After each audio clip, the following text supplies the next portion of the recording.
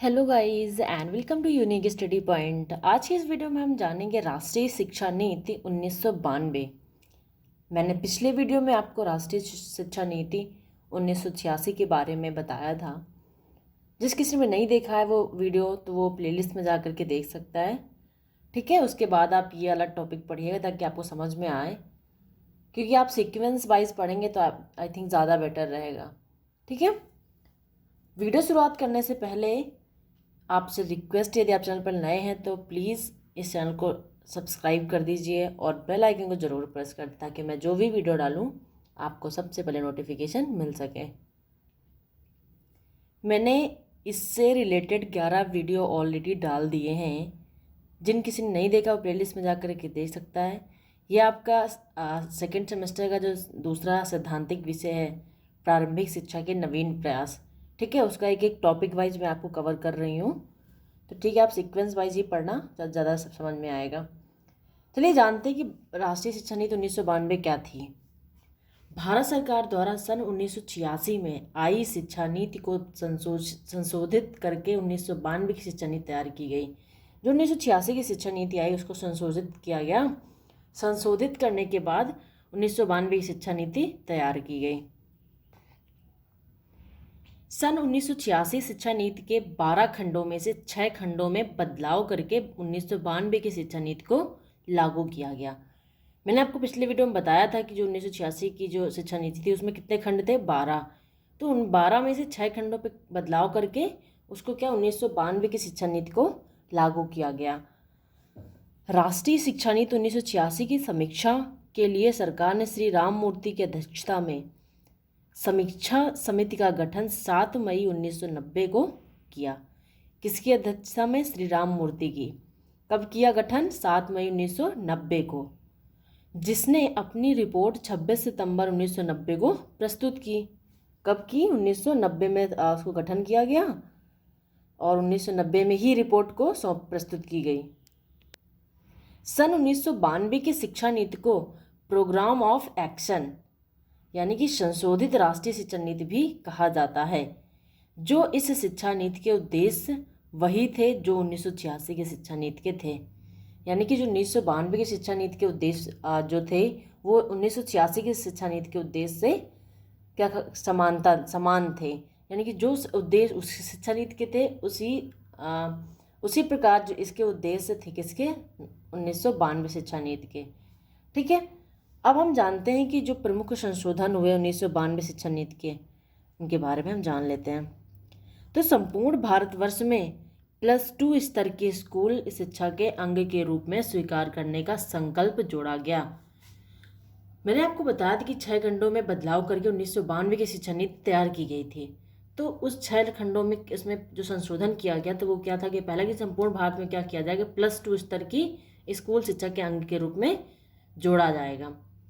दूसरा पॉइंट है समानता के लिए शिक्षा के लिए यानी समान शिक्षा के लिए समग्र साक्षरता अभियान पर अधिक बल दिया जाएगा। यानी कि सबको समान शिक्षा मिले, इस पर क्या? समग्र साक्षरता अभियान पर अधिक बल दिया जाएगा। अगला पॉइंट है राष्ट्रीय साक्षरता मिशन को निर्धनता निवारण, राष्ट्रीय एकता, पर्यावरण संरक्षण, लघु परिवार, नारी समानता को प्रोत्साहन तथा प्राथमिक शिक्षा का सार्वजनिकरण पर जोर दिया जाएगा। जो राष्ट्रीय साक्षरता मिशन को क्या? निर्धनता निवारण, राष्ट्रीय एकता, पर्यावरण संरक्षण और लघु परिवार, नारी समानता को प्रोत्साहन तथा प्राथमिक शिक्षा पर अधिक बल दिया जाएगा या जोर दिया जाएगा।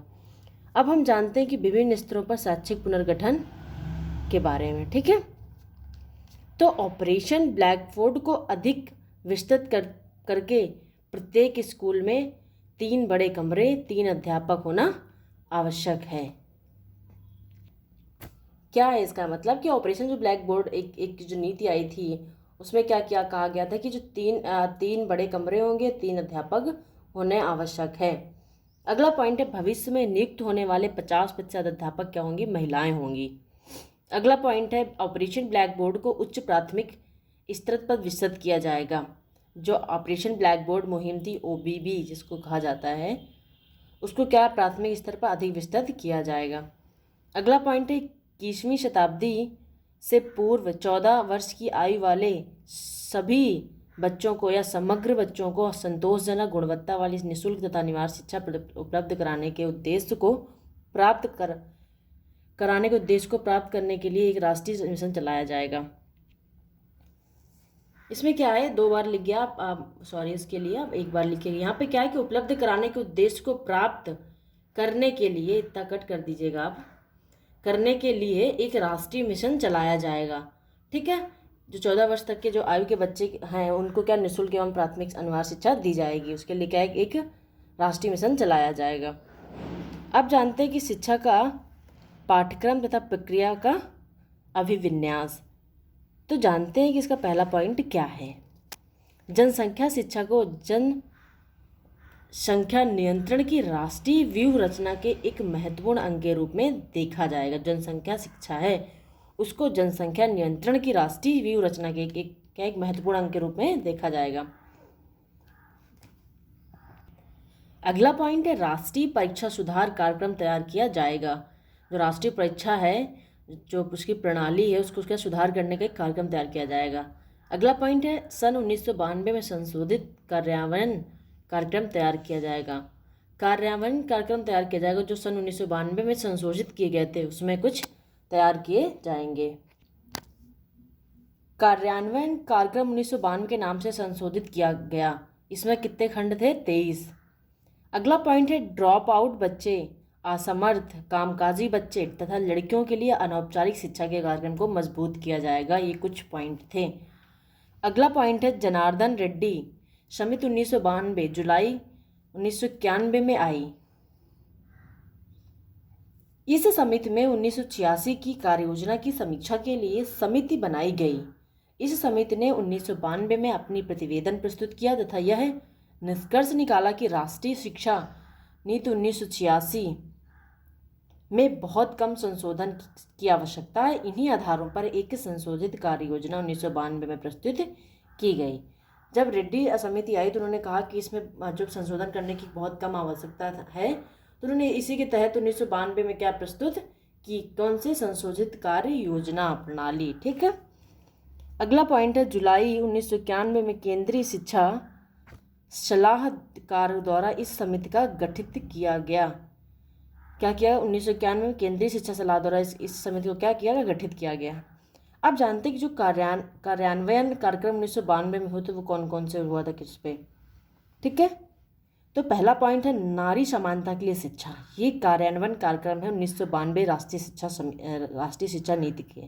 ठीक है, दूसरा पॉइंट है SC ST तथा पिछड़े वर्गों की शिक्षा को महत्वपूर्ण जोर दिया जाएगा। अगला पॉइंट है अल्पसंख्यकों की शिक्षा के लिए। ठीक है, अगला पॉइंट है विकलांगों की शिक्षा के लिए जो कार्यान्वयन किया गया। प्रौढ़ शिक्षा के लिए। अगला पॉइंट है प्रारंभिक शिक्षा के लिए। अगला पॉइंट है माध्यमिक शिक्षा के लिए। नेक्स्ट पॉइंट है उच्च शिक्षा के लिए। अगला पॉइंट है भाषाओं का विकास तथा व्यावसायिक शिक्षा के लिए। जो कार्यान्वयन कार्यक्रम हुए थे 1992 में, उसके कुछ पॉइंट हैं, इनमें क्या किया गया था, कार्यान्वयन किया गया था। आई होप आपको समझ में आया होगा। वीडियो अच्छी लगी तो प्लीज़ इस चैनल को सब्सक्राइब कर दीजिए। Thank you so much for watching this video. Thank you so much.